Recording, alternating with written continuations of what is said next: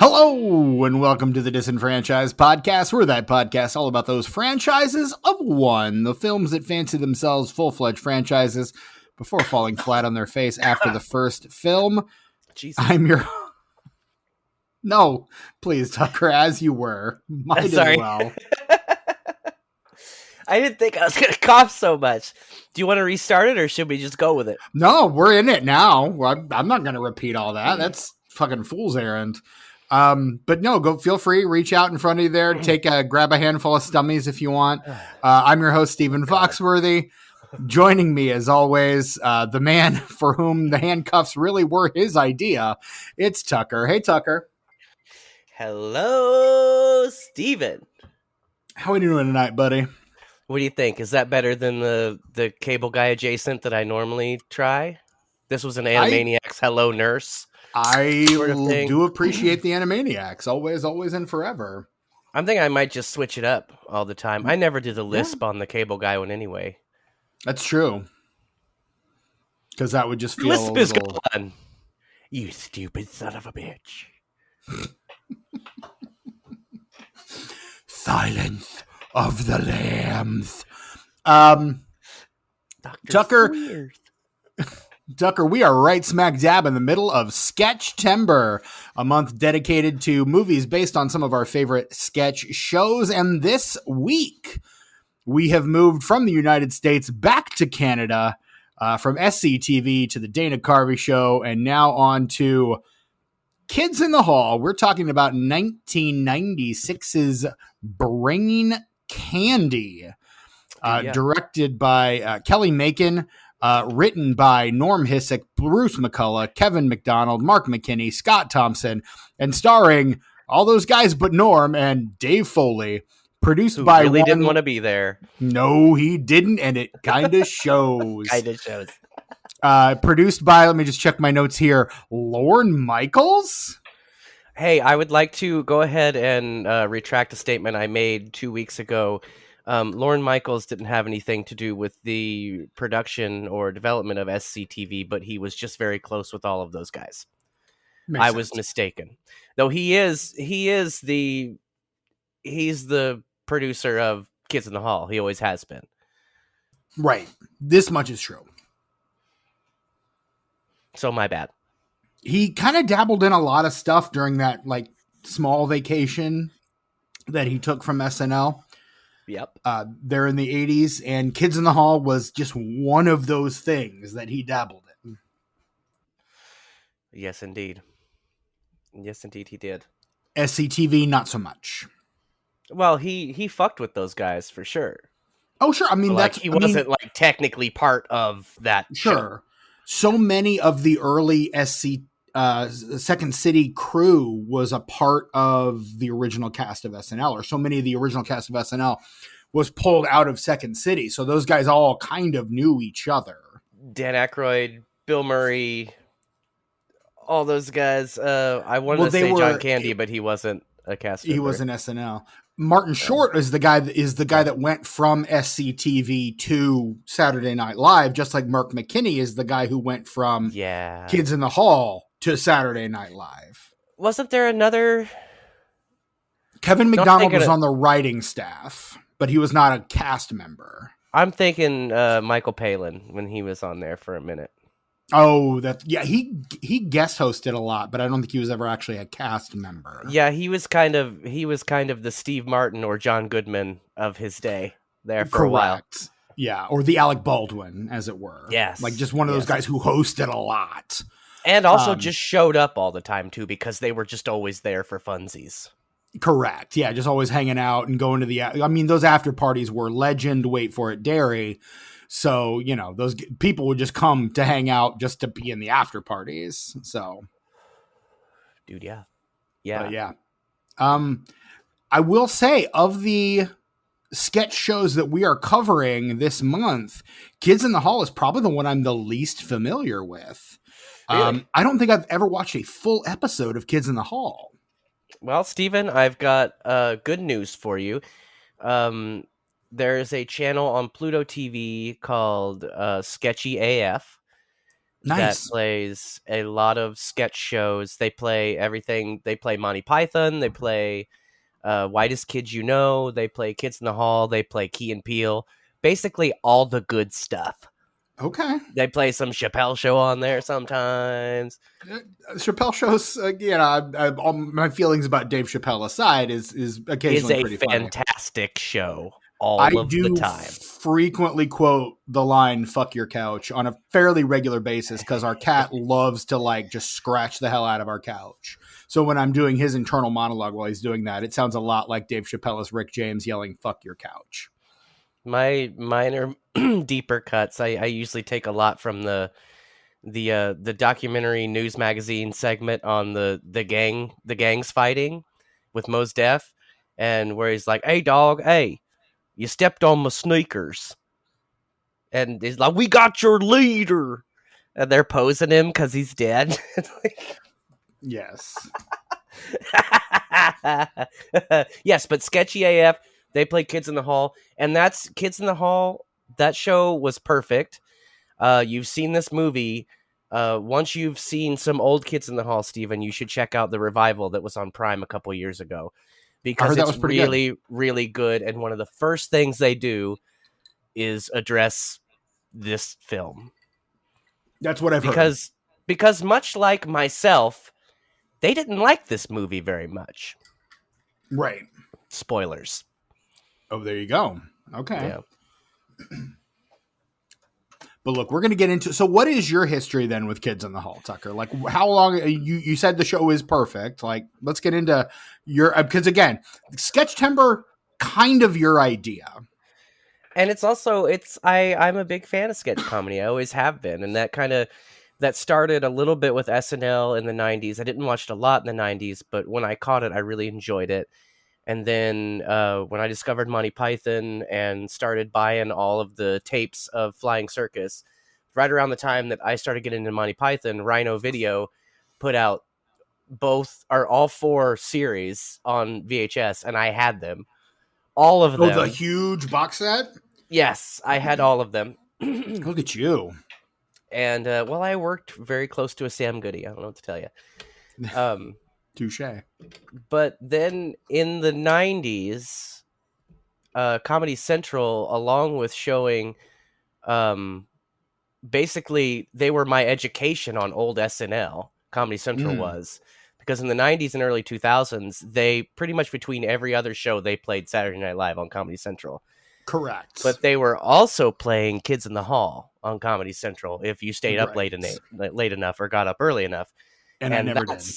That's where I found Kids in the Hall, and I kind of fell in love with them because, like Monty Python, they played most of the women characters. And I really like it when an all-male sketch comedy troupe plays their female characters. Whitest Kids You Know did it too. That's why, that's my trifecta, is Monty Python, Kids in the Hall, and Whitest Kids, because they play their own ladies, and I applaud all of them because they're all fantastic, which leads to a question that I will ask later, so I'm going to give you time to think about it. Okay. Who makes the best lady of the Kids in the Hall, guys? I already have my answer. I actually have an answer immediately. Is it Bruce McCullough? Because it's 100% Bruce McCullough. Yes. Yeah, there's it couldn't be. Oh, man. Literally could not be anyone else. He's so cute as a girl. Cute. Alice is a snack, I will say. He's a fucking cutie for sure. For sure. I mean, and part of it is just like he's so kind of like small and petite himself. Petite, he works very, very well as a woman, I will say. So yeah, I watched a lot of Kids in the Hall in the late 90s on Comedy Central, and I really dug it. And I knew this movie existed, but I was never interested in it because I saw the trailer and I was like, no. I like Kids in the Hall, but not even the trailer makes me excited for this. I just did not. I'd never seen the movie until last night. I watched it. As big of a fan of Kids in the Hall as I am, I have always avoided it. So I'm kind of glad that we put it on this month's theme because now I have finally confirmed what I've always known, that it sucks. See, I think I liked it more than my partner, who was watching it alongside me and called it, quote, the second worst movie she's ever seen. Ironically, the worst movie she's ever seen was not Dana Carvey's Master of Disguise. What was it? What was it? It's a movie. I'm not gonna blow up her spot on this episode. I want to know. I might tell you afterwards, but I also kind of don't want to give you. People any more don't know who ammunition. she is. It doesn't matter if they don't have her identity. Then how are they going to connect it to her? I've tangentially referenced her many times on this podcast. I bleeped her name out. Right, but there were the times when I've talked about other things. I will think about telling you after the record. I want to know so bad because I know my reaction is going to be like, well, then she needs to watch more movies. That's going to be my reaction. I'll tell you what. If you bleep it out, I will tell you. Okay, the movie? The movie, the title of the film. All right, because it is a film. Ready? Let's go. It is a film widely regarded as a cinematic classic by many. Fire up your. Let's go with the bleeper. It is a movie in the Criterion Collection. Oh, speaking of Pee-wee coming to Criterion Collection this December, 4K. What? I mean, I know you're waiting on to enter the Criterion Collection, but it's not going to happen. Shh! I'm listening to reason. No, the worst movie of all time, according to my partner, is. I don't even really like that much, but that's just objectively false. I keep trying to tell her, but I mean, it's not. I'm the only reason I don't like it is because I'm sick of it. It's a brilliant film. Like I think that's kind of love it. I'm just fucking sick of it. I think that's where because it was one of those for me. This was Monty Python and the Holy Grail, and despite the fact that I could do this, I still enjoyed that movie. But it's a movie that she had heard every quote from before she ever saw the thing. Oh God, that's awful. So, like by the time she saw it, she was like, "I hate this." I would suggest, if we were having a discussion right now, I would suggest that she rephrase that to her least favorite movie as opposed to the worst movie she's ever seen. I mean, I feel like that would be more accurate. But I think for her that it kind of runs in the same. It's all part of the same thing. Go get her. Go get her right now. Come on. Come on. No. Let's talk about it. That's not going to happen. Sorry. Oh man. Our debates are always so spirited. Yeah, that's part of the problem. Oh man. Is that why we don't have those anymore? I was wondering what's going on with that. But while we're in bleeping mode, I do just want to mention very quickly, if you could. That's very fair. Yes. In 2025. In specifically the 2025 presidential inauguration. Because I don't know if you've noticed this, Stephen, but I don't bleep out 2025. Everything else gets bleeped out, but 2025 stays in. I don't know why. I just decided that.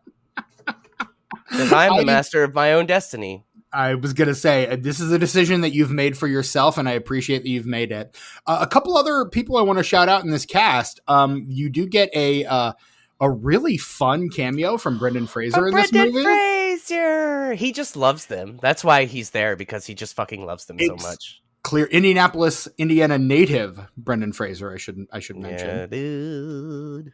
Just like us, shout out Hometown Boy. And also and Jane Pauley. And Doug Jones. Sashir Zameda and Mike Epps. What's up? And Michael Jackson, except he's Gary. Yeah, that's it's the state, not the city. I'm talking city specific. Well, I'll tell you that story. Ryan Murphy. Okay. Mm-hmm. Also, I spent literally half the movie wondering where I had seen her before until I finally just bit the bullet and looked her up.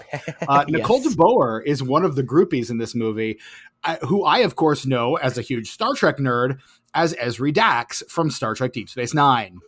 With the purple. She's the purple. Yeah, she's the purple and gray. Yeah, burn the cigarette on her. Yeah. Yeah, that's her. Yeah, for sure. That's her. You got it. Yeah. But yeah, I spent like half this movie going, fuck, where do I know her from? Turns out it's Star Trek. You could have asked me. You could have texted me. I would have been like, Steven, it's DS9. I needed to get there on my own, but thank you. Okay. Well, just know I'm there if you need me. And I appreciate that. So let's start with the Dave Foley of it all, because Dave Foley really, he at this point he's officially quit the group. He's on news radio, and he's deep in news radio. He has taken on. He is the lead of News Radio, which is a very Rightfully fucking deeply so. underrated show. Like Oh, that no, at the time it show. wasn't. I would say it's more No, forgotten than underrated fair. because everybody dug it at the time. We were all in. That was a water cooler show for a while. That was such a that News Radio fucking, and what a fucking Mm. cast on it too. I Mm-hmm. the two bad things I can say about it is, I mean, it gave us it popularized Andy Dick and Joe Rogan, but other than that, that show fucking rips and is unimpeachable. I think that Andy Dick is a very unique character, because when you see him in something, he's funny because he's a piece of shit in real life. That's what makes him funny in things that you see him in. It's like, I wouldn't watch anything where he's an actual member of the cast, but I love his cameos in everything that he cameos in. Because he's such a dick in real life, and you're like, wow, this fucking asshole. Look at this chud. But I mean, the rest of the cast, you got Dave Foley, you got Stephen Mm-hmm. Root, Maura Tierney, the amazing Vicki Lewis. God love her. You get Candy Alexander, again, fucking amazing. And then, the late great Phil Hartman, and in that last season or two, you get John Lovitz in there as well, coming in to bat for his buddy after he passed. Like John Lovitz. John Lovitz. Dear John, before I knew you, I was nothing, nobody. He was at the 50th, he was across the street. In the little yeah. Oh, I love how much they fuck with him in that show. Everybody Every time. the whole I saw him, I forget whose Comedy Central roast it was, but he was on one of the Comedy Central roasts. Maybe I think it was Bob Saget, and everyone just makes fun of him for just being a closeted homosexual. Like that literally was every joke at his expense in that show. Oh my god. Also in next week's film, so we'll talk about that then. Dave Foley. Oh, lovely. Yeah, when we again, that was a film I'm sure he was much more excited to be a part of. But yeah, no, he only shows up here because he is he's under contractual obligation. To. And let's be clear, it's not like they had a falling out or that he was mad at them or anything. Like they're still bros. Yeah. It's just he was busy and did not want to be there because he had other commitments, but he had to be there. So it was right. Which a is real why pain in the ass for him to even show up.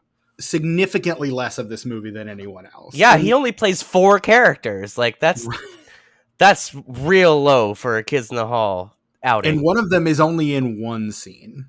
At least one of them is only in one. My favorite is Just Some Guy. That's my favorite of the characters he plays.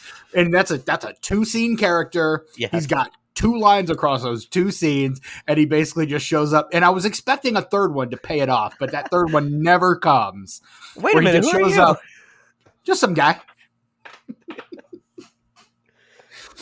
It's unbelievable, unbelievable. But no, and I love Dave Foley. Like Dave Foley is kind of one of those guys. Again, I know him mostly from News Radio, and then saw him again in A Bug's Life. But he's kind of one of those guys who just has like who kind of got around there in the 90s and was kind of getting he shows up a lot. Even now, like since then, he shows up in a lot of shit. He's like the Carrie Elways of comedians, really. He just kind of every once in a while you're like, oh shit, I didn't expect to see him here, but there he is. That is Dave Foley just showing up. And of course, because his name alphabetically is first among all the Kids in the Hall, he is first billed in this movie, which I also find very funny.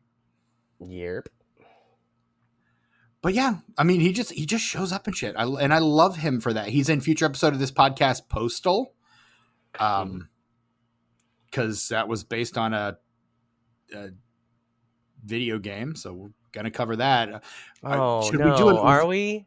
Yeah, it's we're gonna have to at some point. Should we do an Uwe Boll theme month? My problem with doing an Uwe Boll theme month is whenever you say his name on the internet, he appears.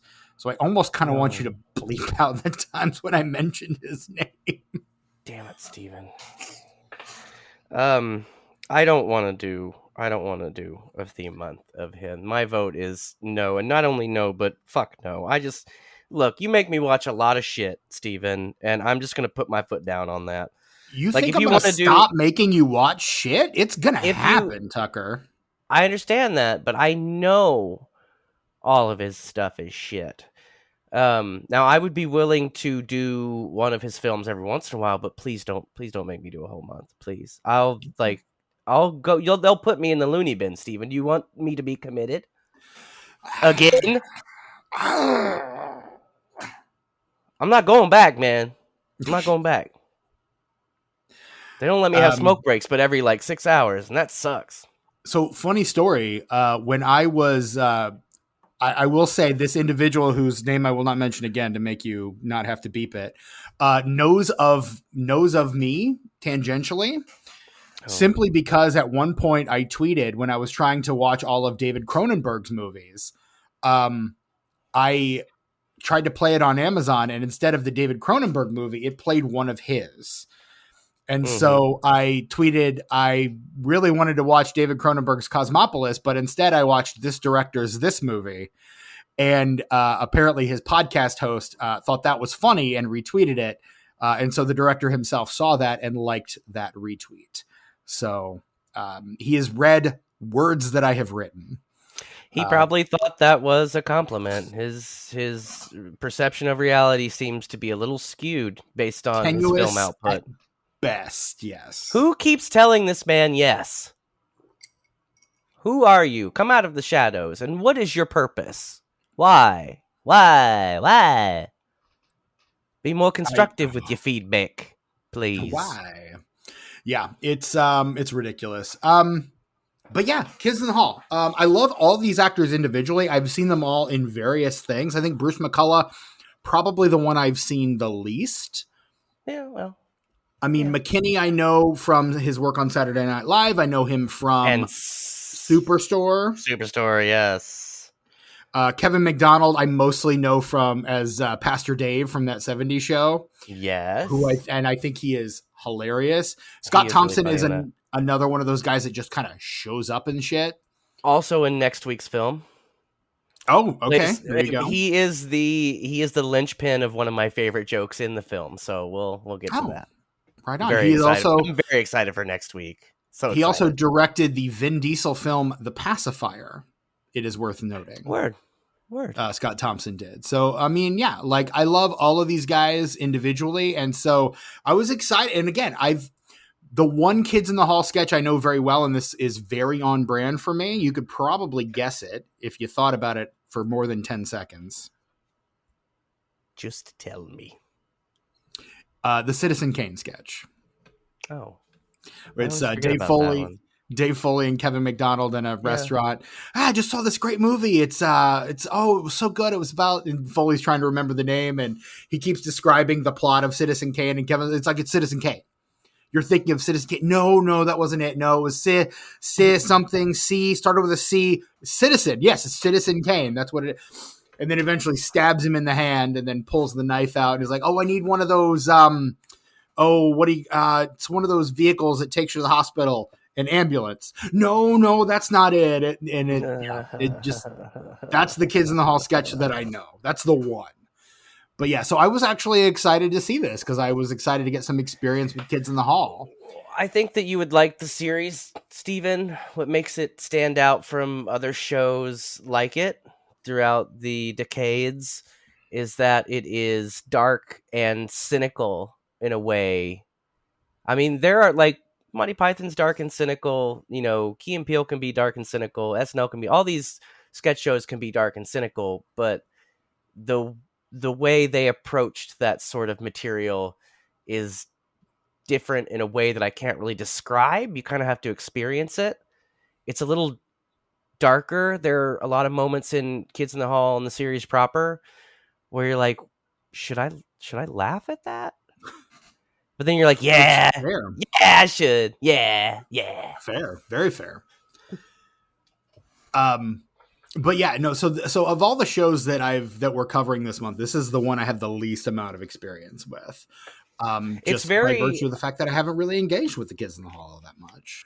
I would say for its time, it's very progressive too, as you may have noticed in this film. Oh yeah. They talk about things that people were not talking about in the late 80s or late 90s. And if they were just being shitheads about it. And in the show and in this film, a lot of that stuff is just normal. Yeah. Like the lab person that Scott Thompson plays is obviously a trans person of some kind, Right. but it's never addressed because who fucking cares? Right. Who cares? At least non-binary. But yeah, they just refer to them as Baxter. Yeah. Like there's no first name, like a very kind of relatively androgynous for the 90s kind of figure. There's the another Scott Thompson character, the Wally character, is a man whose entire arc is basically coming out of the closet, which he eventually does in a very Monty Python-esque song and dance number that I really appreciated. I gotta say that was hilarious to me. Oh yes, that always. Whenever the first time I saw "Great Day" by Lonely Island, I had to imagine that they had seen that and wanted to get a little bit of that visual style in that. Yeah, because yeah, it's very visually similar. In a lot of reminded ways. me a lot of Every Sperm is Sacred from The Meaning of Life. Of a lot, just the whole dancing in the street and kind of everyone just kind of coming out of the woodwork to like surround this man as he's singing about his newfound sexuality, or I guess not newfound, but like newly out sexuality. He has finally accepted it. The fact that everybody else doesn't care. They all know and they don't give a fuck. He's the only one that has a problem with it and won't accept it. Yeah. They're like, we wish you would Where's just your like father? be Oh, he's gay upstairs looking at gay porn. Like I love him trying to explain. I love him trying to explain to the neighborhood like why he was at the restrooms in the park, which that was a thing at the time. That to someone, a younger person might not really understand that joke, but like homosexuals even in the 80s and 90s were so persecuted that they kind of had to do what they could when they could, where they could. Right. And it wasn't always the greatest place for that. And it was always kind of in like in secret, in seclusion, and again, like places like rest areas that were, and I mean, you see that done to like less great effect in a movie like Dumb and Dumber. Yeah. But like this is just, again, the joke is that he's walking in, someone's just going in to take a piss, like a cop's going in to just take a piss, and then the next thing you know, like there's just a swarm of people storming out of the restroom, like a bunch of men in various states of undress just kind of running out. And then finally you get Scott Thompson completely bare-ass naked, like just covering his crotch, and that's it. Like it's such a great button on what he's trying to tell everyone what happened, and nobody is having it. Like his family just like everyone knows and shuts the door. The neighborhood is there, and like they all just walk away one by one. Like, yeah, okay, keep telling yourself that, buddy. Were the handcuffs really necessary, officer? Actually, ma'am, they were your husband's idea. And when Mark McKinney calls her, like, I don't know why he'd be out there when he's got such a fine piece of ass at home, and she's like, yes. Thank you. Those are the which is again such a perfect response to that, and something you wouldn't like. Any other group in the 90s would have done. She would have been flattered by being called a piece of ass, but the fact that she's just like, thanks. Like, I know you're trying to compliment me, but fuck you. But what a weird time to do that. Like, right, exactly. Like when I'm bringing in your husband for being arrested for having homosexual relations at a rest stop, like. Yeah. Which at various points in history have been arrestable offenses. Yes, indeed. Well, I would argue that whether the sex is homosexual or not, having sex in a rest stop is probably against the law because you're in public. Probably. Yeah. Think of the children. Oh, God, won't someone think of the children, etc. Well, I mean, come on now. It's one thing to see naked bodies, but you don't want to be walking around and just be like, oh, damn, there's somebody fucking over there. That's all right. Spoken like someone who's never been to a concert, but okay. I've been to concerts. I've been places. I've seen things. God, Stephen, I've seen things. I've seen things you people wouldn't believe. I've seen shit that would turn your hair white. Thank you, Ernie Hudson. Thank you. Thank you. I love Ernie Hudson. What a guy. Not in this movie, tragically. No, unfortunately, I don't know what he would do in this movie, but gosh, he would be a Nor great I. addition. I mean, I just want him to show up in everything, quite frankly. That man is like Sure. in his 70s and just looks better than he's ever looked in his life. My God, that man ages like a fine wine. Well, Steven, you know what they say. No, Don't what did you? they say, Tucker? I'm asking you. I'm asking you if you know what they say, because No, I don't. I have no idea what they say. What? I was hoping I you just would tell thought that me. you would know. I thought that you would know what they say, because you usually are, really up to date on that kind of shit. First of all, how dare you? I thought there was a saying, but I don't know. See, I I thought you wouldn't be would able to know. tell That's- you. No, I'm not as worldly well, as you are, shit. Tucker. If either of us is going to know the saying, it's going to be you. Let's be honest. Well, Steven, I the blacker the don't. berry, the sweeter the juice, is a saying. Is that what it is? No. I don't know why I thought of that. That's weird. I don't know why you That's thought of that weird. either. That is weird.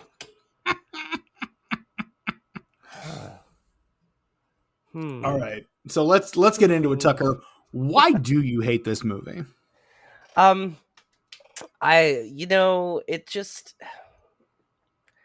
not that it's bad. It's fine. It's fine. Let me tell you, I think sometimes it's funny. It should be funny consistently, but it's not. And that's very disappointing for someone who expects a lot out of this group of people when they get together and do things. Sure. Just the fact that, usually in Kids in the Hall sketch, I would say 85 to 90% of the jokes land like you would not fucking believe. In this movie, maybe 10% of them for me. The ones that do really fucking do. Like, there are some knee slappers in this movie for I was sure. laughing quite a bit throughout this film, honestly. And I feel like I may like this film a little better than you do, honestly. But I think what's disappointing is that it wasn't the comedy and it wasn't the kids in the hall of it all that kept me entertained in this movie. It was the script. I wanted to know what was going to happen next. I was really engaged with the story once it all came together, because the first act they're just kind of showing you, hey, these people are doing this thing, and these people are doing this thing, and these people over here are doing this thing, and this unrelated thing is happening over here. It's not until the second act where you realize how all of those things kind of connect. It takes a while for everything to converge. I agree. The first act is the most disappointing part of this movie, because it's not funny, and you're like, what the fuck is going on? Is this... You're like... First, I was like, is this like and now for something completely different, or The Meaning of Life? Where it's just a sketch movie? Because I'd watch that. I would prefer that to what we got here. But after the first act was over, I was just really engaged with the story more than I was interested in the comedy, because it's not really that funny most of the time, unfortunately and surprisingly. But like I said, I always kind of knew that, because I watched the trailer, and they always put the best things in the trailer, and none of the shit in the trailer made me laugh. And I was like, oh no, fuck no. I don't want this to tarnish the image. I don't want them to go out like this. I'd rather remember them the way they were, Right. They've since come back, so I have no reservations for watching the film. I'm glad I watched it just to kind of confirm. It played out exactly as I thought it would. Never been more right in my life. Right. Whereas I don't think I had any preconceived expectations going in. So I just kind of allowed myself to have it. And is this movie a great movie? No, it's not a great. I would not call this and that's exactly where I put it. It's fine. Like I would put this second in our month so far, right ahead of Master of Disguise and right behind Strange Brew. Like I'm putting this kind of squarely in the middle of those two. Like it's fine. It's nothing I'm going to write home about, but if someone wanted to watch it again, I'd watch it again. Yeah. And I'd probably have a good time. I'd probably laugh. I'd find myself enjoying it. I think I would like it better on a second watch, just because like that first act wouldn't be so confusing and frustrating. Right. I think I'd be able to appreciate it more. There are things I really enjoyed about that first act, but it is very piecemeal because you don't know where it's going. It like you start off with what I have read is a recurring character from the show, the taxi cab driver, and Mhm. then you go into this concert, He's a and lot again, more lewd in the show. He's a lot more I lewd. I imagine so. Yeah. Given what I've read, that makes a lot of sense. And then you go to the concert, and my favorite moment from that first act is the scene where you see like Bruce McCullough and Mark McKinney as like a couple fighting in the street, and then like Mark McKinney just kind of runs off, and then you pan up to a window in which Mark McKinney is sitting there talking, like in German, and it's such like obviously like there's a cut in there somewhere, but Mhm. it's done like it's a continual shot. And so you're panning away from Mark McKinney to Mark McKinney. And like I think you see Dave Foley like as an old man like flexing in a mirror or something, and then you pan over and it's Mark McKinney in a chair talking to Dave Foley as a different character. Yes. And it's just really, really well done. Like it's so There's incredible. I had such a good time with that. that happens more in the film too. That Mm-hmm. happens quite a bit more. It does, yeah. Specifically in the lab. Whenever you see anybody that's involved in the lab scenes, even when they're not in the lab, it's always them, and then they're also playing 2 or 3 other characters that are in the scene as well. Yes. Like you get Scott Like the Thompson party as scene, Victor like they all and play like Ms. 3 or 4 Richter. characters. Right. Yes. Also, another cameo, but she's barely in the actual final film. Janine Garofalo is apparently one of the people in the party scene. Like, blink and you miss her Yes. in that scene. But yeah, she's Janine there. Garofalo, who is in Mystery Men, who is playing. Well, no, fuck it. This will air after it plays. Never mind. They're playing it at the Strand tomorrow in Shelbyville. Oh, that's cool. Are you going to go Yeah. see him? No, I got shit to do. No? Okay, fair Yeah. enough. You and your Yeah. shit being done, man. I got more shit to do than I would like to have to do, and I'm hoping to alleviate that problem soon. And I think that I can, so I'm hopeful for the future. Right on. I hope that for you. Girl, me too. Girl, same. But yeah, yeah, but there's so often in the film, like there's like reverse shot of characters talking to themselves, and it, Yeah. like Bruce McCullough, I feel like is playing half the characters in this film, like all by himself. I think he does play the most. Excuse me. Yeah, Out of everyone, yeah. and I think my favorite of those is probably Cisco, the thing about Bruce McCullough is he has his body type, his face can be molded into anything. Right. Like we said before, he makes a very attractive woman.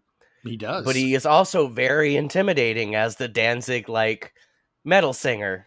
Right. And everything in between. He's fucking Cancer Boy. Bruce McCullough, I love everybody in Kids in the Hall. But I think for my money, Bruce McCullough is he's the one. He's got the most range. He could play any of the characters that the other actors play, except maybe some Scott Thompson characters. Right. He could do them just as well, if not better. He's the star of that show for me. I love everybody else. That's but fair. I think he's fantastic. Really no, love that and guy. I think he's really phenomenal in the show. He was touring recently. Also a writer on Saturday Night Live from the 85-86 season. Yes, he was. Okay, there you go. A lot of crossover. Yeah, there is. I mean, Lorne knew these guys, like he worked with them, and I mean, he produces this movie and is the basis of, and he's in it, the basically. Mark McKinney CEO character. I will say that is the longest screen time that a Lorne Michaels impression gets in any form of media. It is the longest consistent Lorne Michaels impression in anything that has ever been made, I will say. So why don't you count Dr. Evil? Because Dr. Evil is based partly on Lorne's voice and mannerisms, but not as a character. Whereas this is just Lorne. If he were a big pharma exec, it's just Lorne. Yeah, everything that he does it's Lorne. It's like it got the laugh, but did it get the right laugh? You know, it's Marcy and I were out at the we're up in the Hamptons with Paul and John and Alec and Yes, I think Mark McKinney's probably the best at it too, because it's so. I think everybody else's impression is a little bit exaggerated, yeah. but Mark McKinney's is true to life. Perfect. I'll say what I said in the text thread last night when I first started watching this movie and everyone started referring to him as Don. Before the pan up was done, I thought we were going to get a very different caricature of a kind of a 90s mogul, one that's a little more sadly culturally relevant in this moment. I hate that guy. But Girl, then me too. Girl, he fucking sucks. But then when we see the pan up and I'm like, well, that's not what I was expecting. And then he started talking. I'm like, oh fuck, is this Lorne? And I texted the group that I'm like, is it just me or is this character just Lorne Michaels? And you were like, girl, yes. And I was like, okay, fuck. Then okay, I'm glad to know that I am not off base because I was expecting Trump and I got Lorne instead. And I gotta say, in today's political climate, that is a welcome thing to get. Lorne, better than Trump. I will say that. For all Lorne's foibles and faults, better than Trump. I mean, he's old. He's not a bad guy, but he's old school. That's what I'll say. There you go. That's fair enough. I haven't read his autobiography, so I don't know how the depths of his terribleness yet. So no, he's not bad. He's not bad. He's not bad. We all make questionable decisions. This is fair. I know, but I know you have too. Hey, wait, what do you know about me, Stephen? Who told you this? Well, let's just say I know people who know people, and those people are you. Oh, I do be blabbing. I only overshare with friends, though. Like, you know what I hate is when people I don't know just be oversharing. Mm-hmm. Like, I'm sitting next to somebody at the DMV, and they're telling me, like, yeah, I just got off a crack, and, like, I'm going to get my baby back soon. And I'm like, bitch, I don't fucking care. Can we talk about the weather? Like, if we don't bring me down, dude. Like, you got your shit. I'm happy for you, but fuck. Don't saddle me with that shit. At times, I am prone to oversharing. So, if I ever fuck that, that's a big problem these days. You can overshare with me, Steven, because we friends. I don't give a fuck. The thing with strangers is it's the whole when am I ever going to see this person again thing. Like that, there's a certain some people think there is, and I understand it. I'm just saying I don't go for it, but I understand it. Yeah. There is a certain safety in strangers because this person doesn't know me. Yeah. They don't know my life. Like I get it. If they're judging, fuck them, but I'm never going to see this person again. So I can really, if I need free therapy, a stranger in line at the supermarket is as safe a bet as any. I don't know. And again, I'm not saying I do that, but for me, then you run the risk of getting really bad advice that's convincing. And I'd rather get that from my friends anyway. I know where they live. Fair. So that's fair. Yeah. And I mean, your friends have a vested interest in your well-being as well. Exactly. So there's some stranger could just want to fuck with you because they think that's funny. Because people think lies are funny. Like, I've never understood that. The people who will be like, oh, I just got off the phone with the doctor. Your mom's dead. And like go with it for a few minutes and then be like, oh, fuck, I was just kidding. I never understood that kind of humor. Never got it. Doesn't make sense to me. Lies aren't funny. I don't think lies are funny. I'm inclined to agree. Anyway, you know what is funny? Straight up kids in the hall. Kids in the hall. And again, there's so many moments in this movie that I found really, I will say, I think the Wally subplot, like the closeted gay guy subplot, probably worked the best for me, which I'm surprised about in retrospect, honestly. But yeah, as weird as that is to say, that subplot probably is the one that worked the best in this entire film for me. It's pretty good. It's pretty good. Like I was saying before, I really, in a kind of disappointing way, I preferred the beats of the script to the actual comedy. But that was kind of the one bit that every joke hit on that whole thing. That could have just been a sketch. Right. And honestly, a lot of this feels like these were kind of sketch ideas that got kind of abandoned and repurposed in a lot of ways. Mm-hmm. Some of them are very slight and feel like they were kind of sketch ideas that never really they couldn't flesh out to a full script, and so they kind of just kept them as like these tiny moments.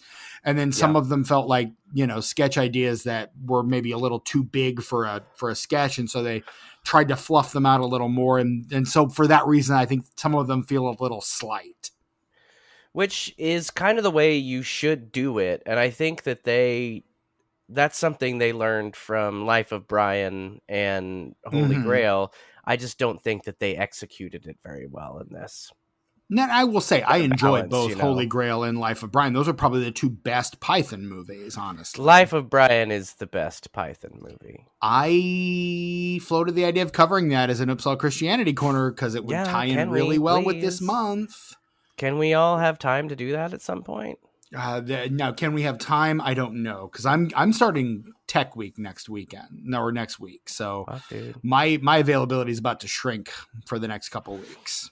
I'm just waiting for the time where we all have just a little bit of time to do some Patreon stuff, because it's been a long time. I'm gonna have to release like that 70 movies to cover for like what. I'm so excited to talk about every single one too, and every single one that's on my list too. I don't know how we're gonna do that, but we're gonna catch up on that at some point. Keep adding to your list. Like, I know it looks like it's getting overwhelming, but we'll figure it out.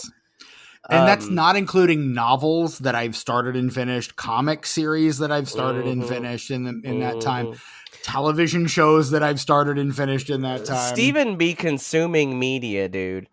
It's and what I do.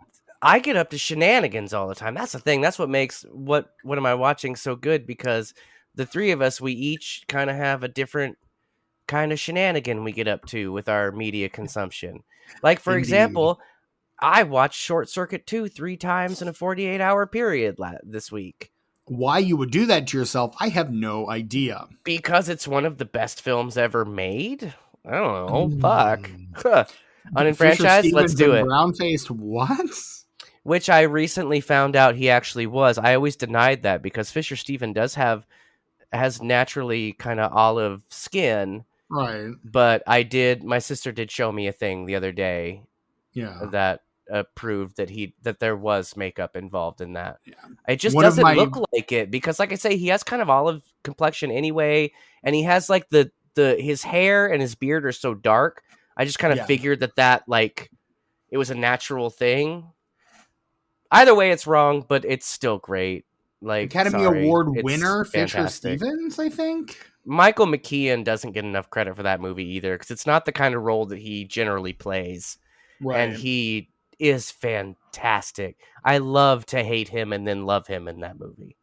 There is no better character journey. Well, there are maybe some better, but it's one of the better character journeys of all cinema. Michael McKean, Short Circuit 2. One of my favorite jokes in the first season of the Aziz Ansari show, Master of None, is the fact that all the Indian characters in that show apparently thought Fisher Stevens was actually Indian. Like the running joke of, wait, he's not Indian? Wait, are you sure? Like, everyone's but he has to be. Fun fact, I didn't have a lot of interactions with actual Indian people when I was a child. So this movie was like really, that was the first time I had heard like an Indian accent, really. Mm-hmm. For a lot of people. And so as I got older and I interacted with different people, and I went further in the world and, became more cultured, I was like, man, like, based on Short Circuit 2, I didn't realize how like dark-skinned most Indian people are, because Fisher Stevens, even though they're putting him in makeup, he's just barely brown. Barely. So barely. Like, he's got to be mixed, right? He's got to be mixed. And yet, there's an Indian gentleman. He's a Jewish boy from Brooklyn. Like, he's a white boy. Fisher Stevens is a straight-up white boy. He is.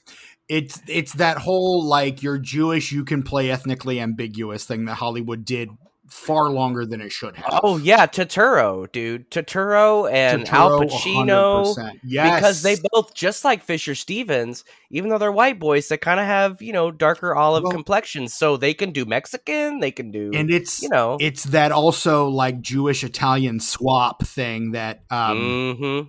friend of the podcast, Lindsay Travis, has mentioned. Like, there's a long-standing history of Italians playing Jews and Jews playing Italians. So, like, And Pacino's Italians very playing Native Italian, Americans as well. right? But like, you get like Pacino playing like Playing a fucking Shylock Cuban. in The Merchant of Venice. Yeah, He's playing Cuban in in Scarface. Like, come on, Al Pacino, you're totally Italian. What is that? Oh my god, yeah. A fantastic accent. That's what it is, from a fantastic actor. It's something. And here's the thing: I've seen Scarface all of one time, and I wasn't that big a fan of it. Look, it's a good movie, but it's one of those movies to where the fan base has ruined it. Just like American History X, just like fucking Fear and Loathing in Las Vegas. It's a fantastic movie, but the fan base has fucking ruined it. True Romance is another one. Fan base killed that for me. That's a bunch of sadistic fucks that take joy in that film. And I'm like, no, dude, that's not, no. A lot of that early Tarantino shit kind of has that sort of like... Except for Jackie Brown. And I think Jackie Brown is his turning point as a filmmaker. Okay. Like, it's where the nasty you're talking True Romance and Reservoir Dogs and Pulp Fiction. Reservoir Dogs, Pulp Fiction, and Natural Born Killers. I consider that the early Tarantino oeuvre, and it's all fucking nasty shit. There's a lot of nasty shit in there. I think Jackie Brown is his turning point as a filmmaker, where he's like, I don't need to rely on this shit. I can just tell a good story. Like, I can take cinematically from those exploitation films, but maybe tackle something a little more mature and responsible. Exactly. Which I feel like and again, to varying degrees, because it's still Tarantino. Yeah. Yeah. But, to varying degree. But I feel like those 4 films are his nastiest output. For sure. Yeah. Like, for sure. Agreed. Well, you could argue Django, but then, you can't argue Django because, the motives behind all the nastiness in that movie. Django's a tough one. I have a tough time reckoning with Django. It's rough. I really do have a tough time reckoning with Django. I would like to go to the timeline where Will Smith is Django, though. I don't want to go to the timeline where he's got his way and got the script changed. I want to go to the timeline where he did the movie as written. Because Will Smith had a lot of changes he wanted to bring to that. I do not want to visit the timeline where Will Smith is Neo. That's one I want to, just out of curiosity, because he'd be surprising you, dude. Will Smith's whole career is him surprising you. I agree, but also I don't think he's right for that. Like, I get why they wanted him for it, but I don't think he's right for it. I'm just saying, it's hard for me to see anyone but Keanu as Neo, though. That's why I am such a fan. I have always been, since the Fresh Prince, since Rock the Fucking House. I'm not even talking about Fresh Prince of Bel-Air. I'm talking about Fresh Prince as just a rapper. Since then, I'm always a fan of him because he blows your mind, and then he's like, oh, wait, but did you know I could also fucking do this really well? Check this out. Almost every 5 years, he's like, oh, didn't know I could do this, did you? And that's why I like him. And I feel like that culminated. I feel like that culminated in him bitch slapping Chris Rock at the Oscars. Hey. Because we didn't know he could do that. Let's be honest. We didn't know he could do that. I felt bad for both of them in that situation, but that's a really long, complicated conversation that I just don't think really has any reason to be spoken during the Kids in the Hall Brain Candy. No, we kind of wandered far afield, didn't we? Let's do a Wild Wild West Revisited episode, and we'll talk about that. No, thank you. What, you don't want to watch it again? Come on, man. That's such a fun movie. Fuck you. Get out of here, Steven. Okay. Bye, everybody. No, I love you, stay. I love you, stay. Apparently, the recurring characters from the show, the quote-unquote white trash couple, also Nina your Bedford. police friends. I'm getting there. Rajan Lacey, apparently Melanie Bellini, the Yes. bigoted cab driver, Yes. the cops, Scott and Thompson. the most controversial character in the film, apparently, Fucking Cancer Cancer Boy. Boy, dude. Yes. Both in the series and in this film used to great effect. But so apparently there is, I believe, a executive at Paramount who had a family member at the time who was suffering from cancer and found the character in very poor taste, and basically said, take the character out of the film or like we don't market this shit. And they stood their ground and really kind of dug in. And as a result, like the film got a very limited theatrical release and barely any advertising attached to it. Yeah. After the fact, Dave Foley and Kevin McDonald kind of relented, said, you know what, we probably should have like backed off on that. No, fuck The other that. three, Thompson, McCullough, McKinney, were all like, you know what, no regrets. Yup. We're okay. I'm in the latter The, camp. I really am, right. because like, I hate to sound cliche, but Kids in the Hall is a show that sometimes it makes you think. You know what I mean? Sometimes you got to use your old Professor noodle Frank makes you laugh, makes you think. to deconstruct that satire, dude. And if you deconstruct that character in both instances of it, it's not about the cancer, man. Right. It's not about the cancer. I mean, The I do cancer is understand just, kind of where everyone's coming from there. I guess, but come on. Come on. Having had people that I'm very close to who have dealt with cancer, Same I Z's right I now, mean, actually. I right. So I mean, I understand it. I get it. But by the same token, like I also understand kind of what they're going for there as well. And so there's a very, I can see both sides of the argument. It's a satire about exploitation, and it's the Yes. boy with cancer that's being exploited. That's the thing. Like, they're saying, Right. hey, no, this is bad. Like, come on. Grow a fucking clue. Like, if you're watching this movie and you don't get that, like, come on. But I don't know that that's really, I don't know that that's made explicit within the context of the film. Is it within not? the character's scene? I don't know that it is. Song. Did you hear the song? Come on, he sings the song. Come on, man. It's right there. It's right fucking there. They're like, come on, nope. You can't get mad. Look, we're just showing it to you. It's right front. It's not even subtle anymore. Here it is. Bam. Come on, man. But yeah, so honestly, I think as we kind of pivot away from the movie itself into like the box office and things, the reason this film did not perform to the extent that it probably could or should have has a lot to do with Cancer Boy, honestly, because of Paramount's refusal to promote the film as a result. Yeah, but I don't think it would have done well anyway. This is, and probably had the budget. I don't know what the budget is. We'll go over that later, but we will. It probably had the budget of like maybe a direct-to-video or a TV movie. This would have been a fantastic TV movie. This was never going to do business at the box office. It was never going to do fun. It's like Mystery Science Theater 3000, the movie. That motherfucker was never going to do box office. It was for the fans. Podcast. It was for the fans, and the fans didn't even know about it. And but if they had, still wouldn't made any money. Because same with this movie. I mean, the whole thing with the fandom of Mystery Science Theater is the fact that the whole promotion of that show was keep circulating the tapes. It literally, that was a show that subsisted on piracy. Well, and in those days, for a show like that, that's how you would make money, though. You keep circulating the tapes.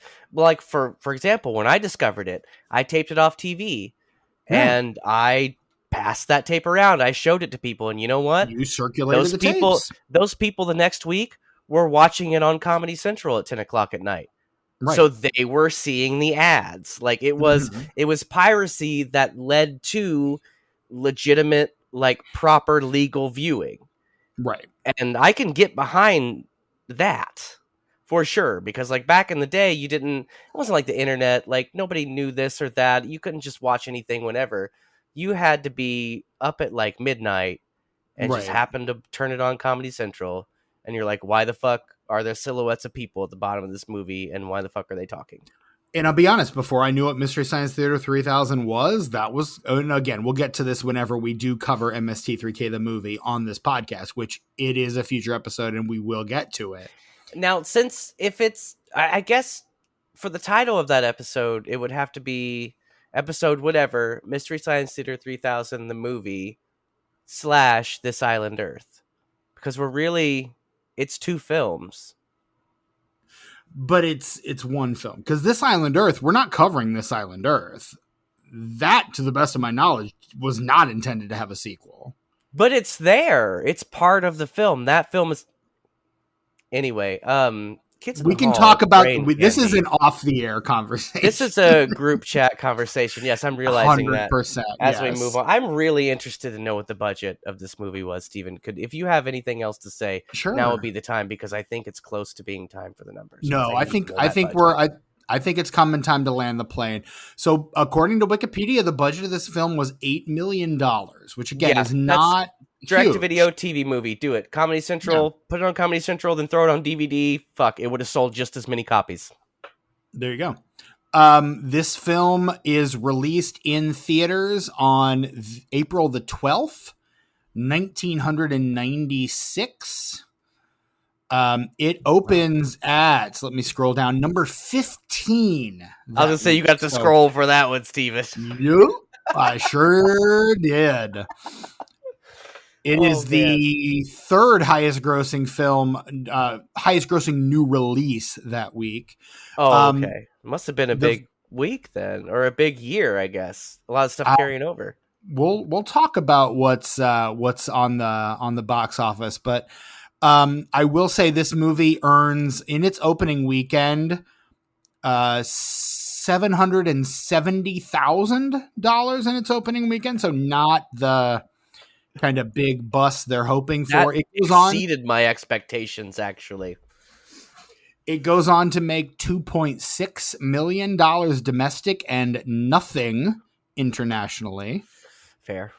Perhaps not even in Canada? No one. But Canada's international. I don't know if we're counting the Canadian box office here or not. WTF, eh? Indeed. At number 1 this weekend, in its second weekend, the movie for which Edward Norton was nominated for his first Oscar, a little film called Primal Fear. You fuck. I was going to guess it, and that was what I was going to guess. We just passed up an opportunity for me to look smart, Steven. Damn it. Yo, it's so good, though. Have you seen Primal Fear? Richard Gere, dude? I used to own Primal Fear, yeah. Yo, Richard Gere, though. He's good. Richard Gere doesn't he's not a dude that's pops up in everything. Like Homeboy only pops up out of the bushes every couple years. Fucking when's the last time and then goes back into the bushes. It started with Officer and a Gentleman. That's when he started popping out of the bushes and be like, "Hey, you guys need me to kill this real quick." You know, he's amazing. Louis Jr. got an Oscar for that film. He did, and then proceeded to just do B movies for the rest of his career, and I don't understand it. I don't either. Richard Gere, the last thing he did was 10 episodes of a show called The Agency Central Intelligence. You know why that didn't succeed, Steven? Because unlike An Officer and a Gentleman, it did not have Joe Cocker singing the main theme. What you do if I No, that's the Wonder Years, Steven. That's the Wonder Years, Steven. I think what you're thinking of... You fucking piece of shit. What you're thinking of is Love lift is up where we belong, where the eagles fly and the mountains fly. Oh man, that's one of the best ballads of all time. I fucking love Joe Cocker. What an artist, man. Oh man. What a fucking artist. If I ever got married again, I would walk down the aisle to that song. I think we both know that's probably never going to happen. Look, I've had a wife, I've had a husband, neither of them worked out. I think I'm good. Did you and Marv get divorced recently, or? We're working on it. Okay. All right. I'm sorry to hear that, man. If you need to Mutually. talk about it, I'm here for you. No, it's the thing that we're like, we thought we wanted to do this thing, but then it turns out some other things happened and that's not going to work out, and that's cool. Okay. But again, We're still BFF. I'm here if Like, you want we to talk still about it. pals. I got I'm here for you, man. I got nothing. There's no emotional product of this, Steven. We can. It's all business. At number 2, new this week, a little movie called James and the Giant Peach. So it's not just James. Oh, There's yeah. a giant peach in there too. The Henry Selick film.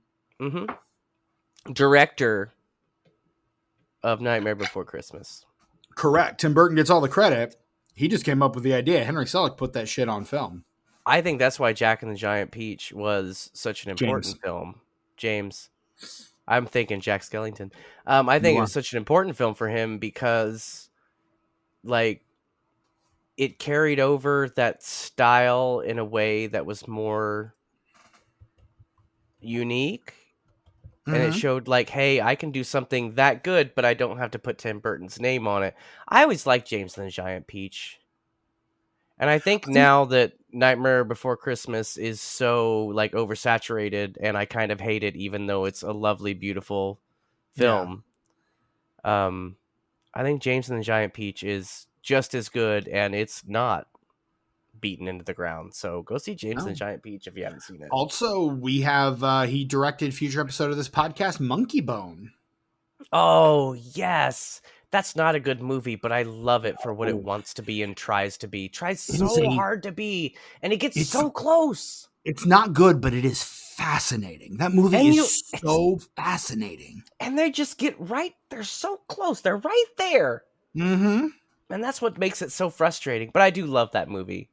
It's like, bad, but I love it. Like that Cool World and Who Framed Roger Rabbit would make an amazing triple feature. I also I don't mind Cool World. I'll say I don't mind it. Another future episode of this podcast, Cool World. We're going to get there. I've never unpacked that with anyone, so that's exciting. I'm looking forward to it. Because I'm like, Cool World, and they're like, what? We'll schedule Cool World and Monkey Bone right next to each other, so we'll get a chance to really dig into those two. Please do. Monkey Bone is on my Vudu as well, so don't worry about having to rent that bitch.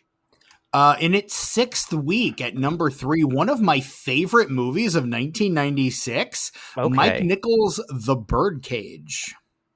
Oh, I do love that movie. That movie is so fucking it's such good. An easy watch. Such an easy. You can just throw that motherfucker on anytime. And just watch. You're paying your taxes. Whoop, there it is in the background. Yep. Like, you want to give it full attention. Also great fantastic. Actors. Yeah, 4 or 5 great actors just at the top of their game. Like, you put it on a Sunday and clean your kitchen while it's playing. Whatever. It's a fantastic anytime movie. Like, you can't think of what you want to watch. You either watch The Birdcage or Tu Wong Fu. I haven't seen Tu Wong Fu. Tu Wong Fu is on my list. I need to get future episode of this podcast, please, soon. Is it? Don't make me waste a straight up on it. It wouldn't be a waste. It would be an honor, actually. But here's the thing about The Birdcage. My favorite scene in that movie, and I think the funniest scene in that movie, a movie with both Nathan Lane and Robin Williams, again, at the top of their game. Hamming it up, but the thing about that movie is they ham it up, but it's also completely fucking grounded. Like, it's an astounding piece of entertainment. Like, there's no other film that treads that balance so well of being so completely insane, but also completely grounded at the same time. The funniest scene in that movie for me is the scene where Gene Hackman is just rambling on about America and like the foliage in Vermont and the fucking like Purple Mountain's majesty. I lose it every damn time.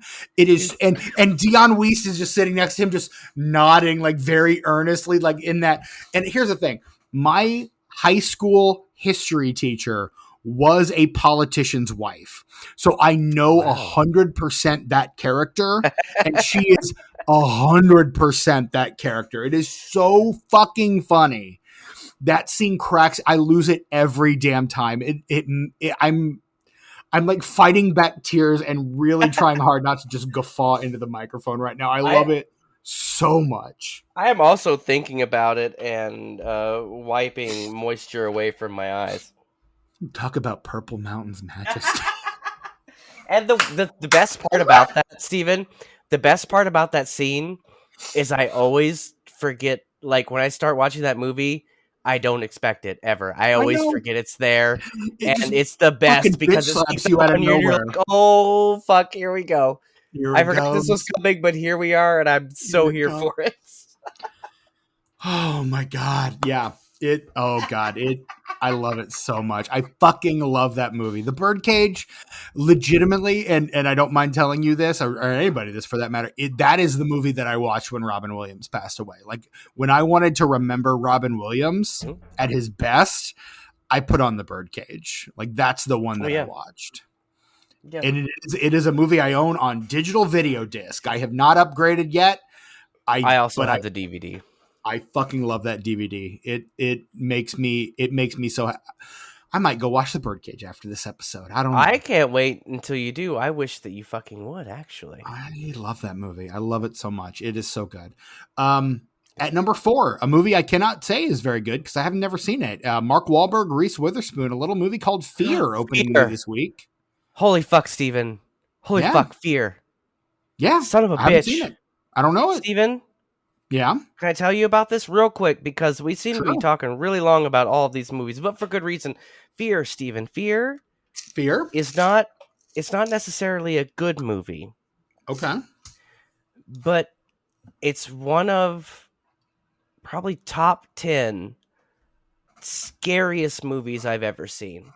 Because Mark Wahlberg is so terrifying. In this film. And now that I saw this when I was younger and I was scared of it, but as I've gone through life, I've had stalkers and abusive people in my life and stuff. And so that just intensifies that shit. Right. Mark Wahlberg is the most convincing psychopath I have probably ever seen. I can't imagine why he would be so good at playing that. He's so scary. Like, I'm afraid of Mark Wahlberg.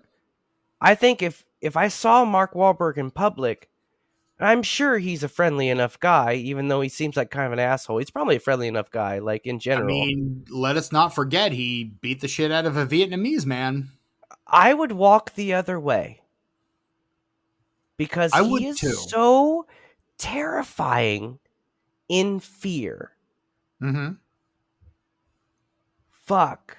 Like, he makes you, like, you watch Fear, and like I said, it's not a good movie. It's barely a decent movie. It's barely fine. But he makes you feel unsafe in your home. Like, just watching that movie. Whew, I gotta go to my happy place. Fuck. Fear is fucked. Watch Fear, Steven. Holy fuck. You're really Everybody, not making watch the case Fear. for me to want to do that. No, but okay. I need you all to join me in this, like, I don't know, like, anxiety spasm of just thinking about this movie. I need you all to join me in that. You need to feel that. It's part of living a full and complete life. Okay. Is feeling that emotion that you feel when you watch Fear. At number 5, the Martin Lawrence, Lynn Whitfield, Regina King film, The Thin Line, or A Thin Line, rather, Between Love and Hate. In its second weekend, down Lawrence? From number 2, with Martin Lawrence. Yeah, okay. Thin Line Between Love and Hate's on cable, yeah. There you go. And then rounding out the top 10, we've got Sergeant Bilko at number 6, a Foxworthy family video rental favorite. Oh, Steven, do we both love this movie?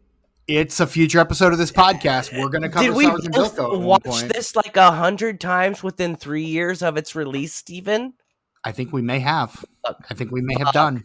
Look, we have that episode. That's like the Step Brothers episode. Like, we just became best friends in that episode. We're going to find so much room for activities in that episode. Because, Steven, like, you and I are the only two people who give even slightly a fuck about Steve Martin and I Sergeant Bilko. I have to wonder how well that movie holds up. I really do. That's why I fast track that, Steven. Okay. As I'll fast figure as it you out. can track it. I'll figure it out. Because now I'm Uh, intrigued. I didn't know. I thought I was the only one who watched that no, about 30 times in a matter of 2 or 3 no. years. That was a Foxworthy rental state. We never owned it, but we rented it a lot. Now I'm even more interested to meet your parents, Steven. Well, if you're able to come to the show at We'll the end talk of the month, Bilko, we'll talk Steve Martin, Phil Hartman, my mom will have the no regular idea what you're Bilko talking shit. about. Like, And I number experienced it, 7, but it was so long ago. Anyway, number the 7 was Steven Seagal, Kurt Russell, Holly Berry classic, Oh, who cares? Executive Decision. Who gives a fuck? In 8th place, up from 10 the week before, a little movie called Flirting with Disaster. Ben I'm sure Stiller, it's Tay great. Who gives a Leone, fuck? Josh Brolin, Patricia Arquette. Twin Oh, yeah. Peaks is David Patrick Kelly, George Siegel, Alan Alden, Lily Tomlin, Richard Jenkins. Great cast. I'm sure it's great. In 9th place, Disney's movie of the year, Oliver and Company. In this economy, Oliver and Company. My second favorite fully animated Disney film. Billy Wow. Joel is in the cast, Steven. The Cheech Rhythm of the Marin City. But once you is- get it down, you can own this town. Steven, why should I worry, I wonder? Why should care? I care, Tucker? Keith David in that movie. Nope, stop. Keith David in that movie. I'm sorry. Keith I know David I in said I needed to every get out of movie, here. Tucker. But Keith David in Oliver and Company delivers one of the best line readings ever when he says, "Get out of my way, DeSoto." Damn, I felt that. I still feel that. I'm like, I will get out of your way, Keith David. I am so sorry if I was ever in your way. And at number 10, a little movie, and I don't know if you've ever heard of this. It's a small film. Fuck. It didn't really do a lot of business. A little movie called Fargo. Yeah, I like that movie. It's a good movie. Yeah, I really like it. It's pretty good. Yeah. The Classic. It's a classic, yeah. I love that, like, the best and most respected film of all those films were just like, yeah, it's good. Yeah, like everything else we had long diatribes about. Yeah. Well, I mean, what's there to fucking say about Fargo? It's a fucking great movie. It's great. The only thing I can say about it is, nope. I think I'm gonna barf. I'm not sure I 100% agree with your police work there, Lou. The tree said stamp. All for a little bit of money. The tomatometer score for Kids in the Hall. The tomatometer score for Kids in the Hall Brain Candy is a 44%. Critics' consensus, despite its vibrant visual style and scattered moments of signature Kids in the Hall absurdity, Brain Candy labors to find laughs amidst its uneven and overextended story. That's true. I completely agree with that, actually. The Metascore is a 55 based on mixed or average reviews from 23 critics. And as we move into Letterboxd, Tucker, would you care to guess the Letterboxd score for 1996's Kids in the Hall, Brain Candy? Of course, and I'm going to shoot from the hip on this one, and this is between a 2.7 and a 3.2. It is, in fact, a 3.5. Fuck a duck? Are you kidding me? I am not even beginning to kid you. Wow, but you know what? Even though I don't agree with that, I appreciate that, hey, the kids love it. Yeah. Because the Letterboxd is for the children. It's for the children. Like millennials, we dip a bit. But it's for the meme culture. It's for the children. Like Wu-Tang, Letterboxd is for the children. Yeah. No. Like Wu-Tang and Gamera, Letterboxd is for the children. Friend to children, yes.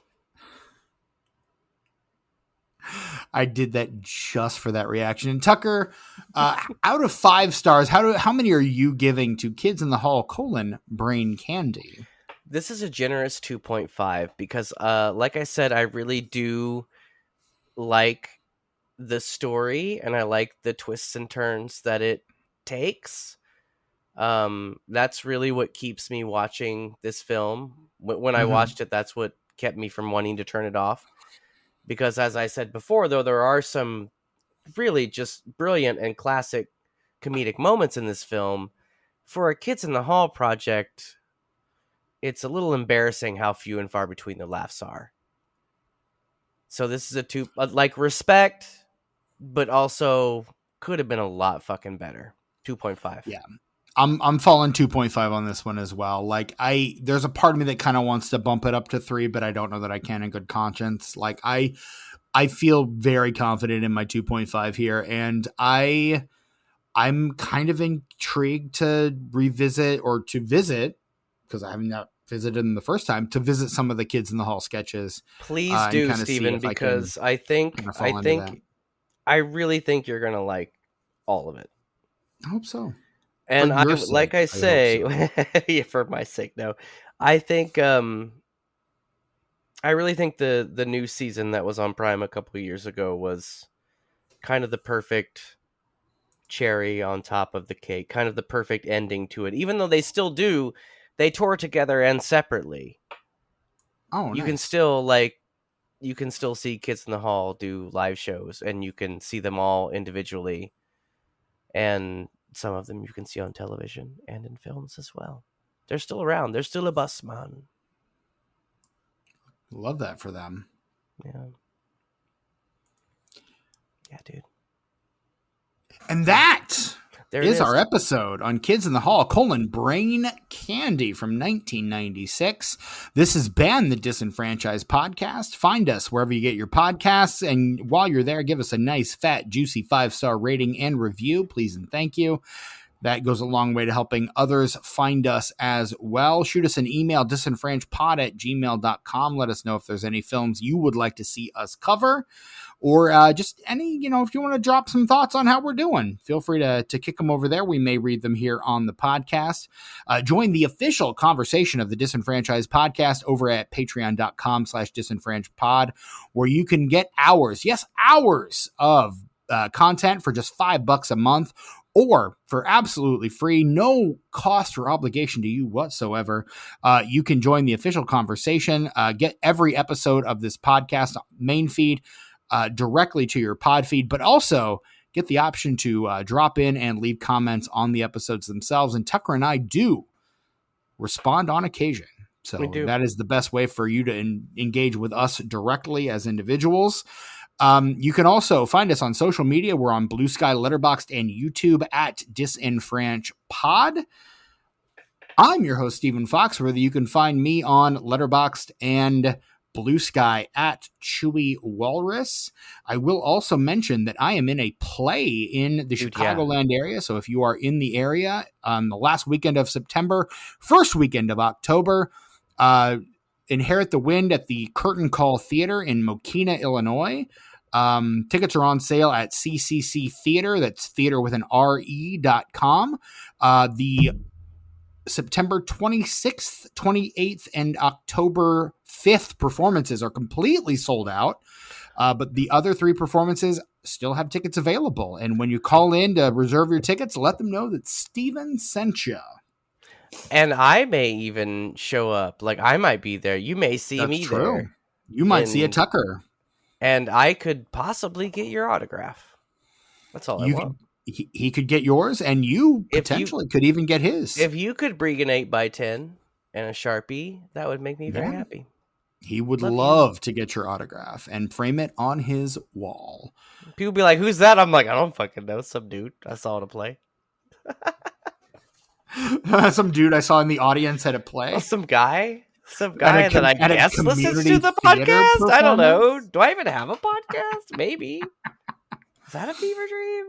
But yeah, definitely purchase your tickets. They are on sale now, and it's one of my favorite shows, Inherit the Wind. It's a play that I absolutely love. It's the second time I've done it.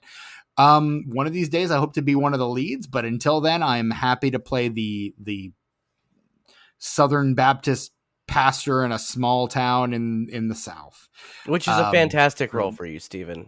It is in so many ways. I Yeah. absolutely fucking love it. And honestly, Inherit the Wind, the 1960s version, a future Oops All Christianity corner, I'm sure. I'm gonna watch that movie Behind tomorrow. behind the Bet, Patreon. Steven. Bet. Bet. Fucking bet. But You gotta yeah, remind me, check though. that out. Don't follow Brett on social media. He doesn't want you Yeah, to. he He's doesn't we want you forgot to to. mention he's in a kind of a euphoric state as of right now, reliving his happiest memory over and over and over again. It's watching Tucker, where can Ghostbusters for we? the first time, I think. That's it. I'm pretty sure that's it. That or Halloween. Hey, that's what I heard.